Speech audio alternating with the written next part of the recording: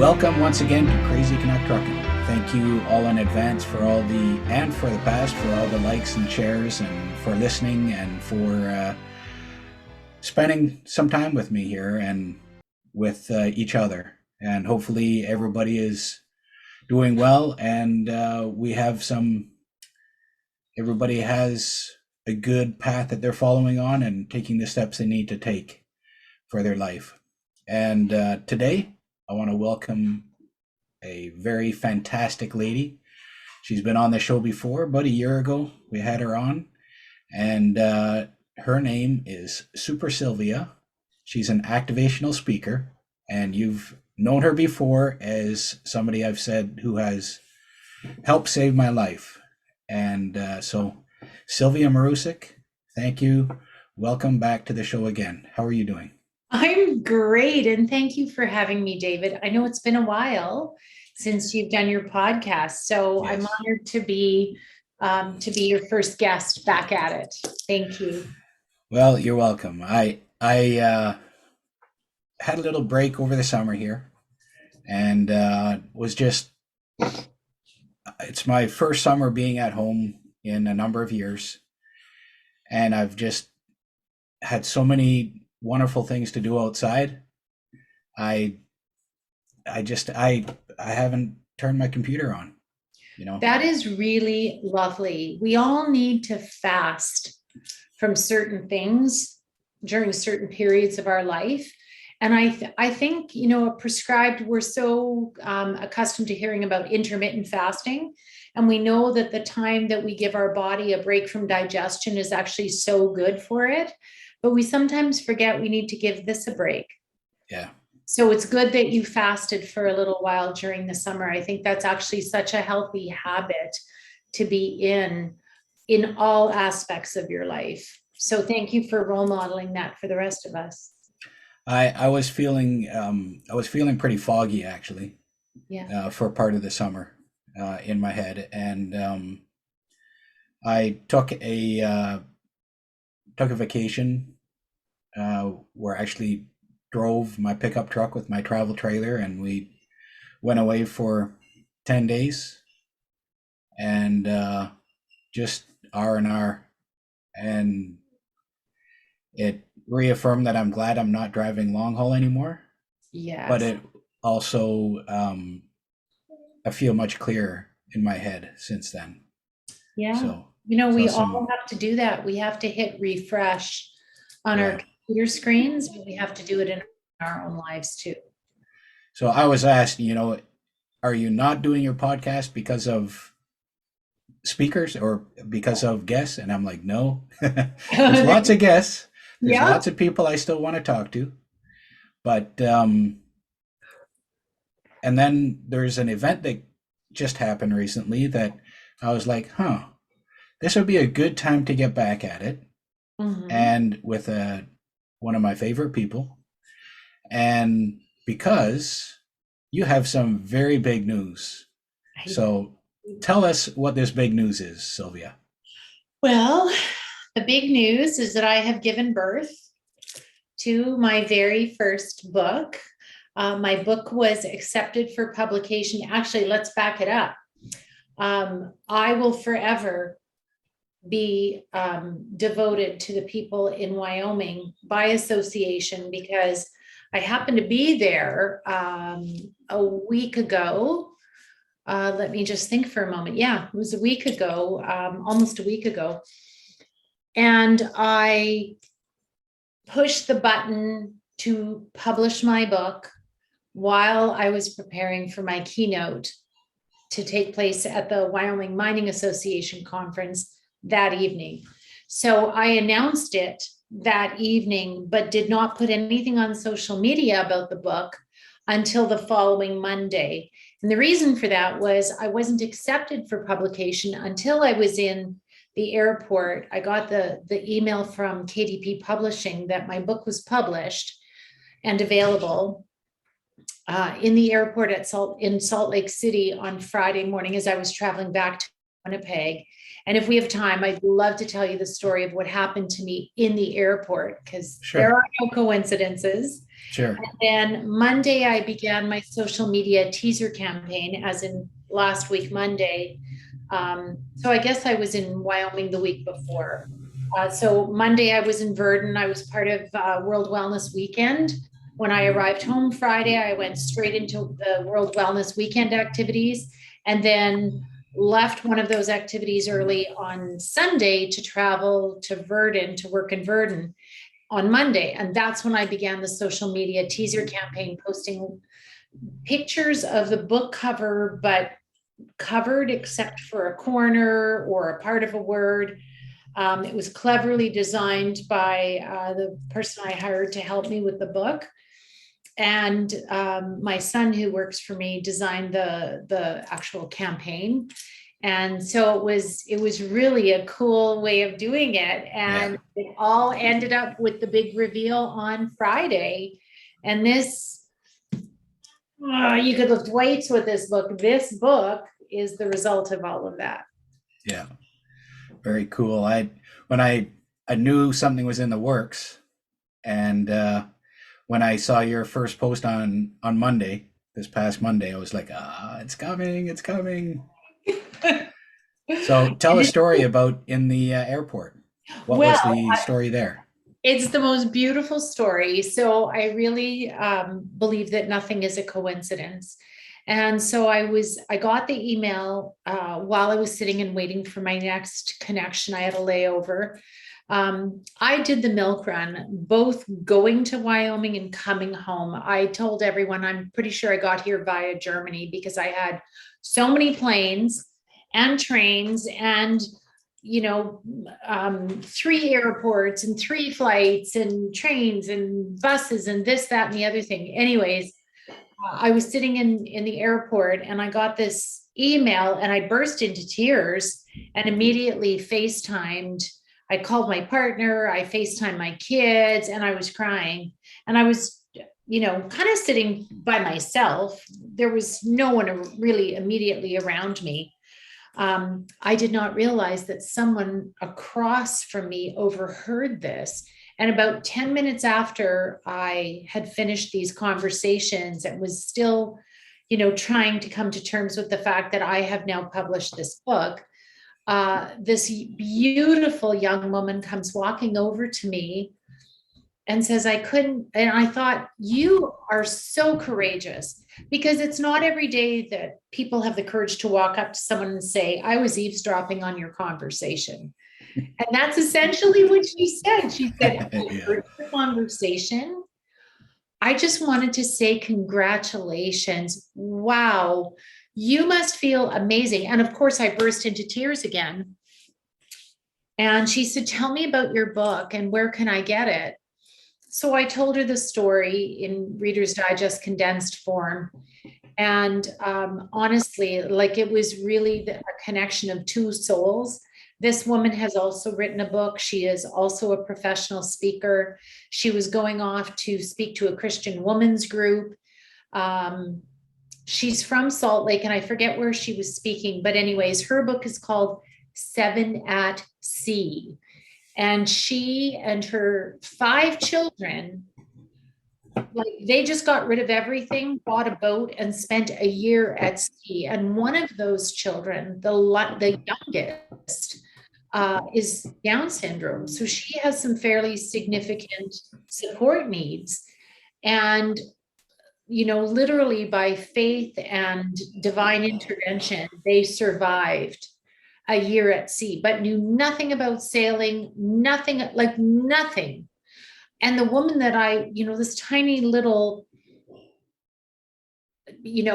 mammoth faith-based woman, small in stature, but mammoth in faith, said, I'm terrified of water.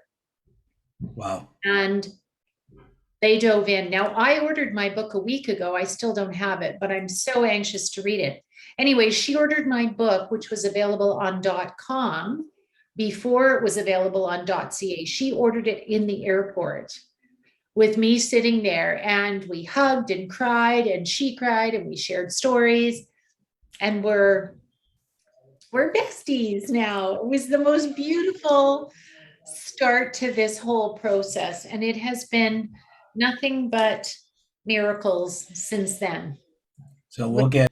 So the lady's name is Emily Orton, and her husband's name is Eric Orton, and their book is called Seven at Sea: Why a New York City Family Cast Off Convention for a Life-Changing Year on a Sailboat. Yep. And she So did a great. Seven at Sea.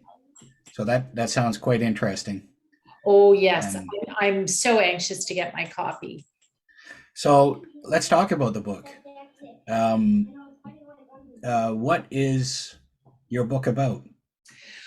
Okay, so back in 2020, actually at the end of 2019, I had a routine mammogram that was, there was a concerning finding. And I was not at all prepared for that. Not at all. I ended up having a biopsy on Christmas Eve. Merry Totally out of the blue. Christmas, Yeah. right? And it was a very dark morning for me because I was alone. My kids were with their dad. I was alone. And I took the bandages off my breast, which looked as if I had been kicked repeatedly. Like it was black. The whole thing, it was quite an overreaction, I think, to the biopsy. But that just put me in this space of incredible feel sorry for me. And I went for a walk. It was a bitterly cold Christmas morning. Very, very, I mean, when isn't it in Manitoba? But it was very cold. And I went for a walk and I yelled and I screamed and I said bad words and I ranted and I felt sorry for myself. And I did everything that I needed to do to get all that negative energy out. And fortunately, because it was Christmas morning and cold, there was not a soul to be found. There was, I saw the odd bunny, I saw some squirrels, I saw some birds, but they didn't seem to mind. And when I came home, I felt much better, and Christmas was lovely after that. Then so here we are in 2020. Now I've met with the surgeon in January 3rd, I met with my doctor. January 7th of 2020, met with a surgeon. And her first question to me is, are you opting for a mastectomy? And I was like, what? Is this a menu item? Like, how did we get from, okay, there's something here, to, okay, we have a diagnosis, to, are we taking the whole breast? Like, hold on, I think we skipped a step. And I said, can we just take the lump out? Like, am I asking the most obvious question in the world? And she said, well, you could, but this particular type of cancer never goes into remission. There's a lifelong increased risk of recurrence. And I said, well, not for me, there isn't. I said, let's just take what you need to take. And when can we do this? And she said, well, I'll get in touch. Anyways, long story short, I had the surgery in February. March, COVID hit, and we were in our first lockdown. And my reaction to the terror of testing positive for COVID was to take the phrase testing positive and remind people that before 2020 hit, that phrase was not terrifying. Testing positive for being positive, if you will, should not have been a terrifying thought. So I wanted to return people to the perspective. Oh, Tino, really? I wanted to return people to thank you, to the perspective that we could intentionally test positive and regain control of the fear that was taking over all of us when we realized in that first lockdown, this is not the only lockdown. Like, this is not going to be the end of it. It's not going to be 2 weeks. Yeah.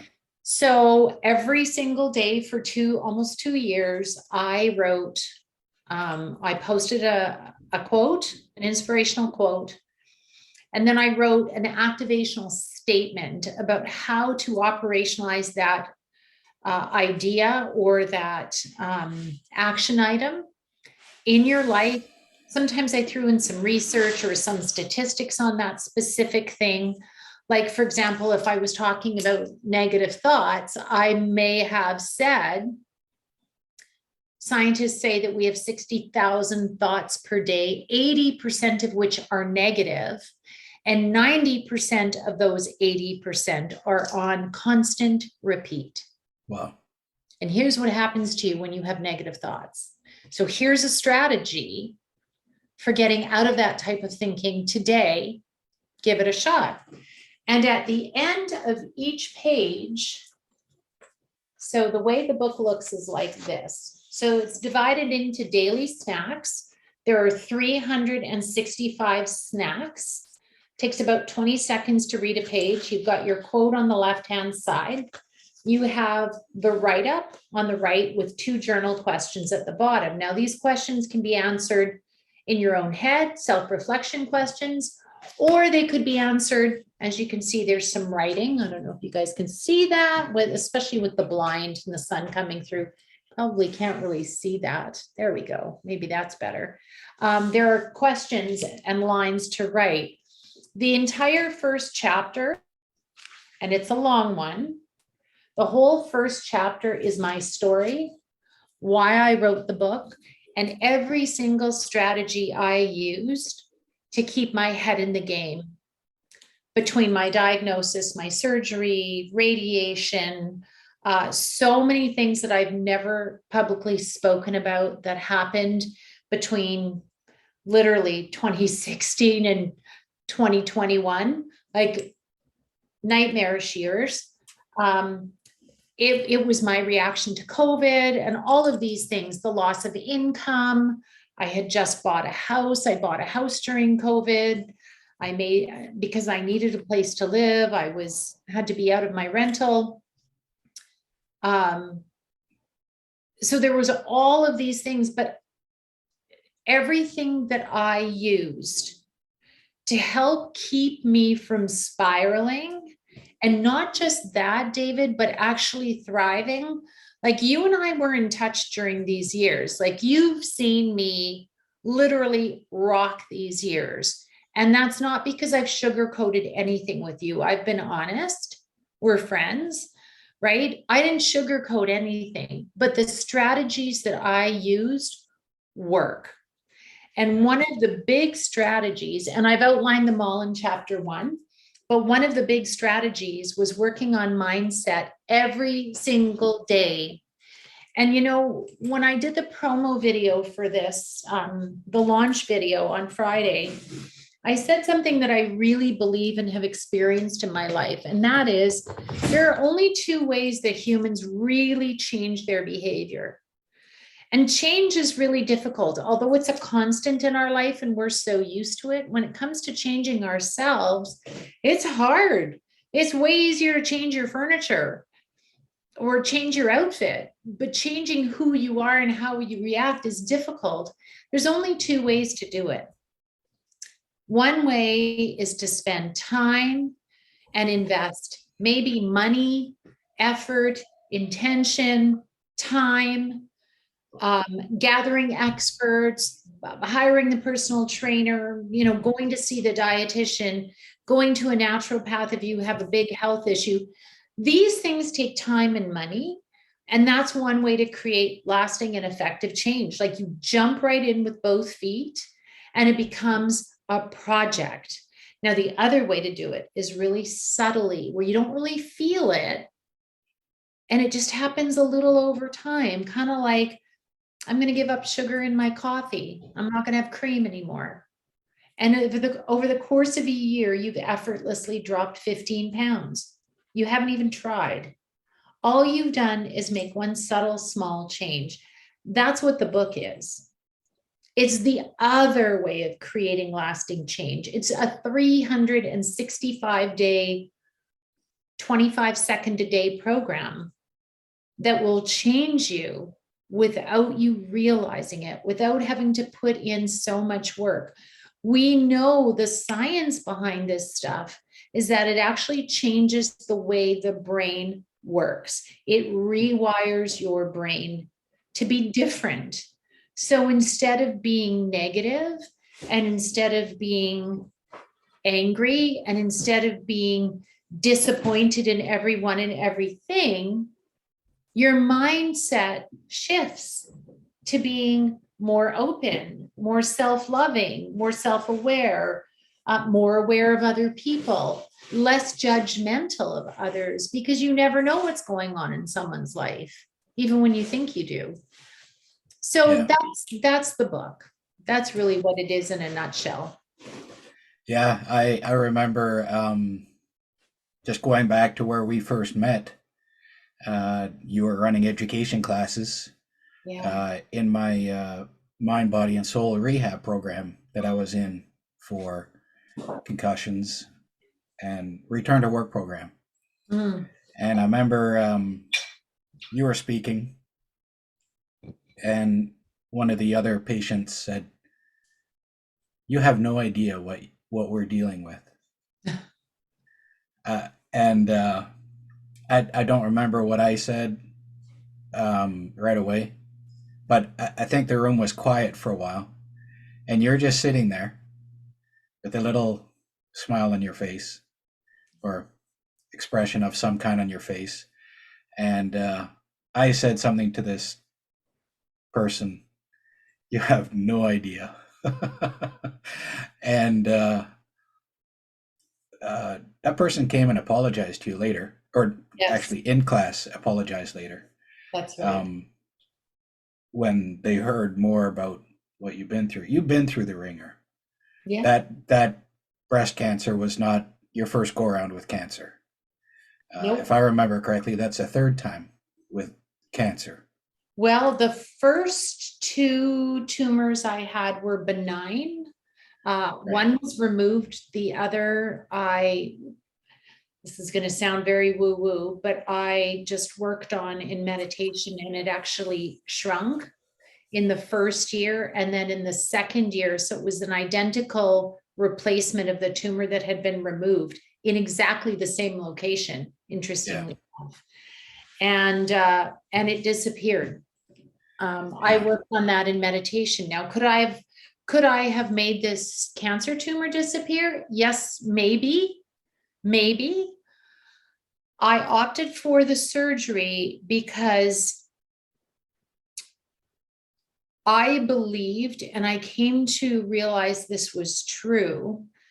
I believed at the time there was a message in this and that it did need to be removed. Like I really, my son was very concerned about me, and I actually wrote about this in the first chapter.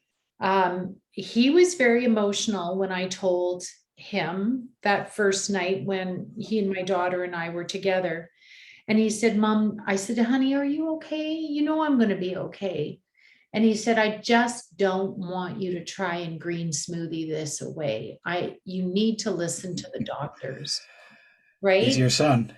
My son, and I knew David, and I can't tell you how I knew other than I asked the question, what am I supposed to do with this? And it was very clear to me that I was supposed to have surgery. It Yeah. was very clear to me that even after the surgery, there was something sticky holding that, the emotion of that tumor, uh, anchoring that to my heart. And I could feel that. I did so much work on releasing the energy, on releasing the mechanism by which I developed this cancer, which was, I mean, our issues live in our tissues. If you look at the meaning of diseases or conditions of the left breast, that's the nurturing breast. That is from over nurturing. Guilty as charged. I am your classic over nurturer. Like I can smother people to death with love and care, but I did not do that for myself. And so the message of the cancer was, you are over nurturing everyone else. And until you learn to nurture yourself, this stuff's going to happen to you. And what came immediately after, even though I had surgery in a sterile environment, was a month of infections that led to another minor surgery and then the threat of another bigger surgery if I couldn't get the infection under control.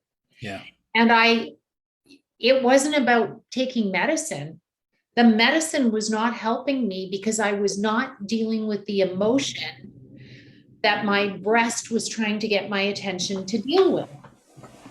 So when I finally, in meditation, got the message of what this cancer was actually about, it was all about my powerlessness. Growing up in an abusive home where we lived in constant fear of my father, my only recourse as a child, the only thing I knew how to do to survive was be perfect. Straight A's, quiet, helpful, kind, polite, the best kid I could be, thinking erroneously that would protect me or my mom. And it didn't protect anybody. Yeah. So I grew up with this belief that no matter what I do, it doesn't make a difference. So going into a diagnosis of cancer with that belief means you can't deal with cancer. So the infections were a constant poke at me, deal with the powerlessness, deal with that. So radical self-care, setting boundaries, putting myself first. That was the hardest lesson, but the best lesson.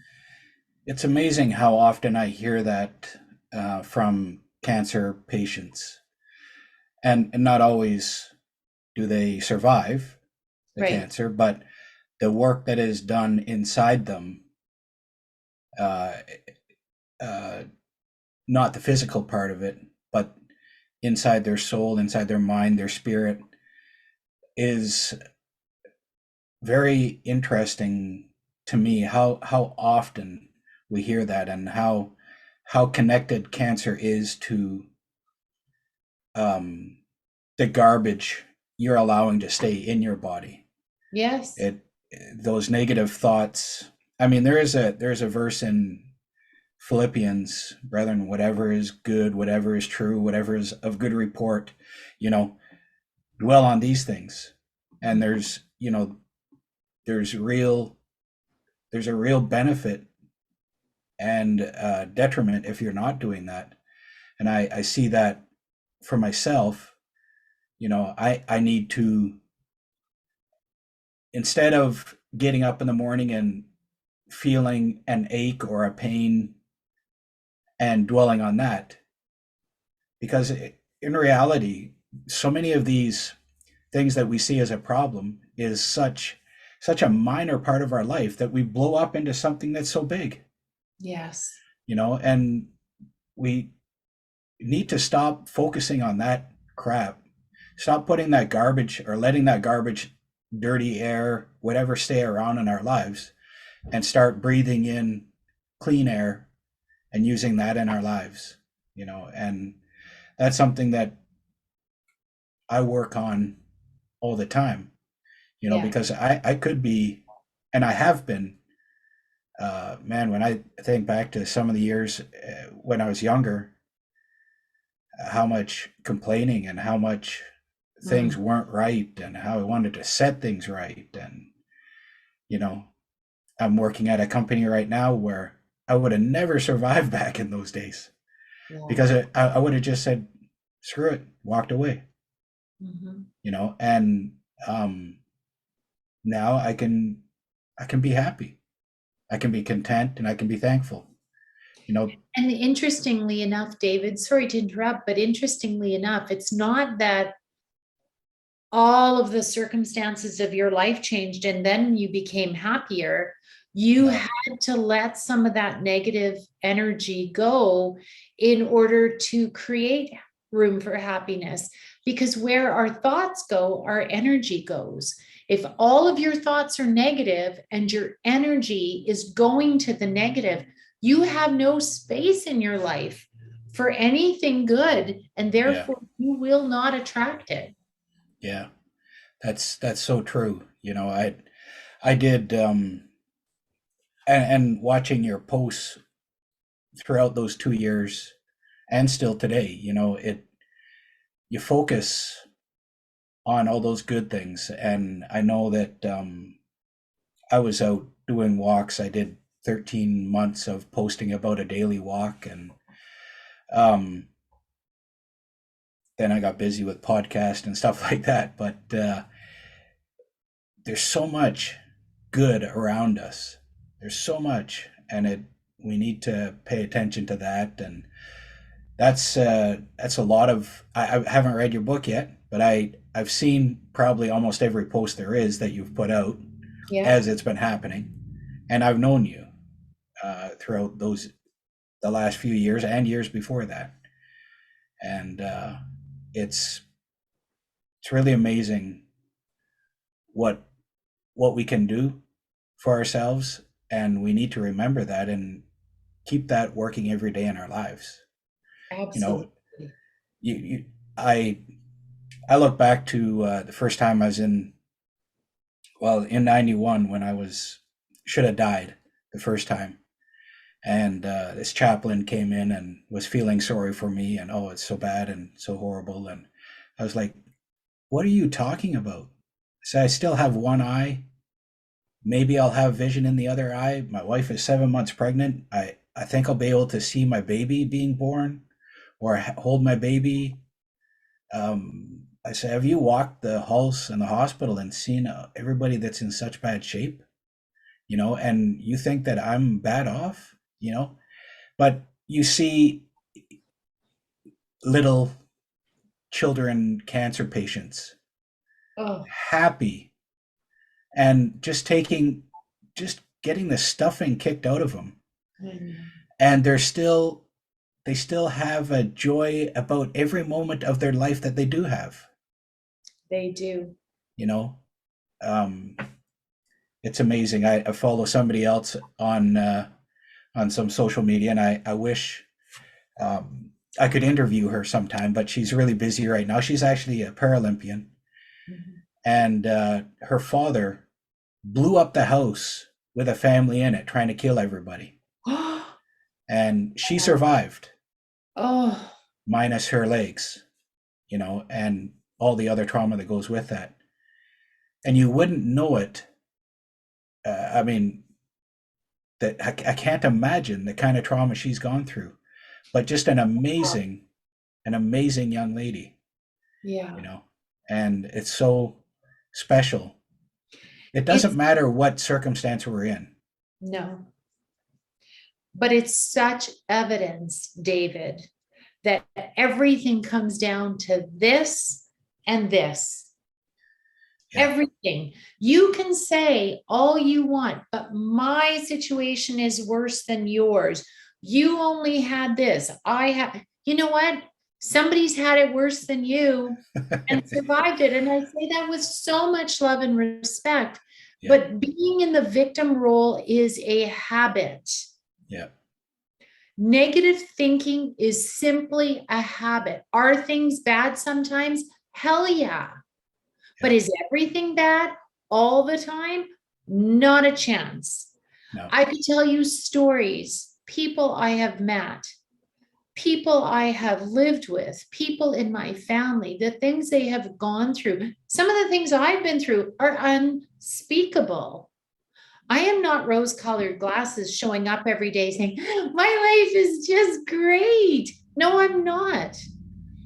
But with effort, small e effort, and with intention, you can change the way you think. And please do not underestimate the power of your thoughts to change your life. We all know about the placebo effect. If you, for one moment, want to believe that you are not capable of thinking your way out of something, then just look at all of the studies that prove beyond a shadow of a doubt that if I am getting sugar pills, but I believe these pills will do X or Y for me, that happens. How do you explain that? How do you explain the fact that in countries where voodoo is practiced, people who know they've had a voodoo death curse put on them die? This is proven. We have science, we have research to prove this. We also have research that proves the nocebo effect, which is where somebody gives you a pill that actually is supposed to control your symptoms, but because you believe it won't work, it doesn't, and in fact might do the opposite to you. And I am evidence of that. Can you please, Tino? I am evidence of that. You know, I was prescribed, he's such, like, really? This is a constant dance between my lap and the desk. Yeah. You know, I had resistance to Western medicine.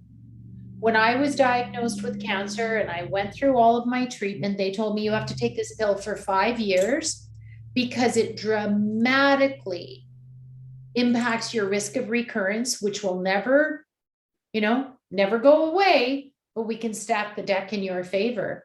And I know that I have a bias against Western medicine. I'm not advocating this for anyone else, but I created psychically, subconsciously, I created a year and a half of horrible side effects to every medicine they gave me. I tried 5 or 6 different things, nothing. Each one was worse than the last. The minute I got off the medication, I felt better. And slowly but surely, the most persistent side effects disappeared. I actually developed carpal tunnel, severe carpal tunnel requiring surgery from one of the medicines I was on, which spontaneously resolved. And I had burning in my hands all night long, like unbearable burning and pain. And it was constant. All of my friends and family had to witness this every day. And it spontaneously resolved when I got off the medication and believed it would disappear. It's completely gone. Yeah. That's the nocebo effect. You give me something that is real and true, but I don't believe in it. And guess what? It doesn't work. That's the power of your mind. Yeah. Do you think that you could change your life by changing your mind? You can. Here's your evidence. And here's your opportunity. Yeah. A snack a day. So everybody should pick up that book. It's reasonably priced. As thick as it is, it's very reasonably priced. And it's such an easy read.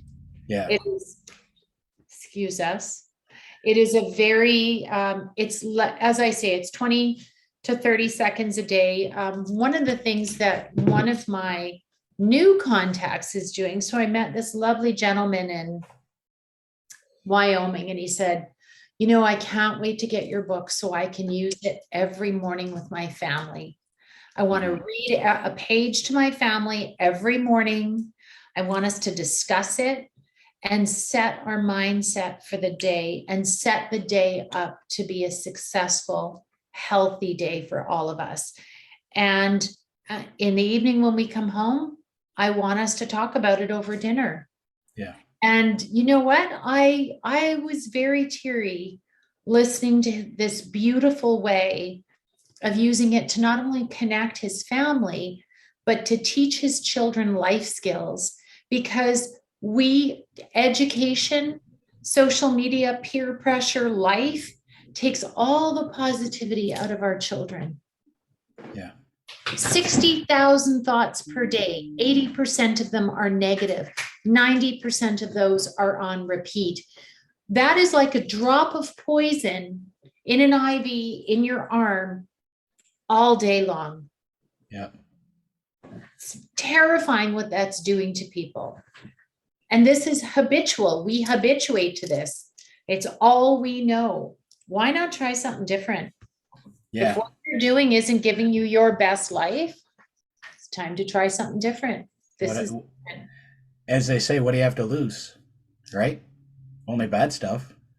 yeah, You know? unless being negative and sad and unhappy and angry and feeling disempowered is working for you. Yeah. Like we all have the same options.